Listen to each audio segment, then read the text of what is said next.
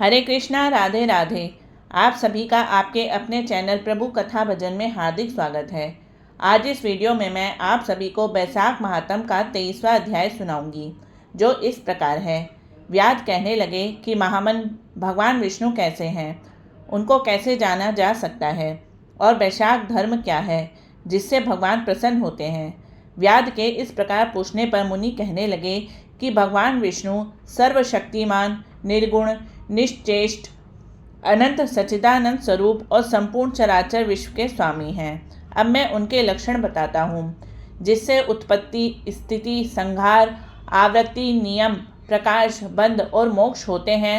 पंडित लोग उसी ब्रह्मा को विष्णु कहते हैं। ब्रह्मा आदि देवता उन्हीं के आश्रित हैं। इतनी कथा सुनकर व्याध कहने लगा कि हे ऋषि, प्राण सर्वश्रेष्ठ क्यों माने गए हैं? यह बात मेरी समझ में नहीं आई। शंख कहने लगे कि हे व्याध, प्राचीन समय में नारायण भगवान कमल योनि में ब्रह्मा आदि देवताओं की रचना करके कहने लगे कि मैं ब्रह्मा को तुम्हारा राजा बनाऊंगा और जो तुम में से श्रेष्ठ हो उसी को तुम युवराज बनाओ। जब देवताओं ने बात सुनी तो आपस में युवराज बनने के लिए सब विवाद करने लगे, और जब निर्णय न हुआ तो फिर भगवान को जाकर कहने लगे, भगवान, हमको तो कोई भी सर्वश्रेष्ठ दिखाई नहीं देता, इसका निर्णय तो आप ही करिए। भगवान ने हंसकर कहा कि मेरे विराट रूप में जिसके निकलने से शरीर गिर पड़े और फिर प्रवेश करने से शरीर खड़ा हो जाए, वही श्रेष्ठ है। तब जयंत भगवान के पैरों में से निकल गया तो वह शरीर पंगु हो गया, परंतु गिरा नहीं।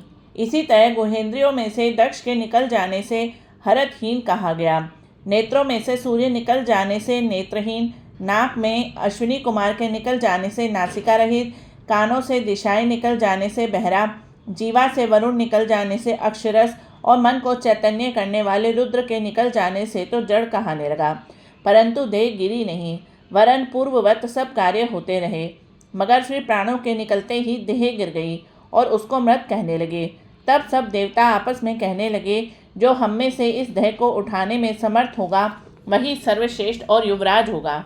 सर्वप्रथम जयंत ने पैरों में प्रवेश किया तो पंगुपन हट गया, परंतु शरीर उठा नहीं।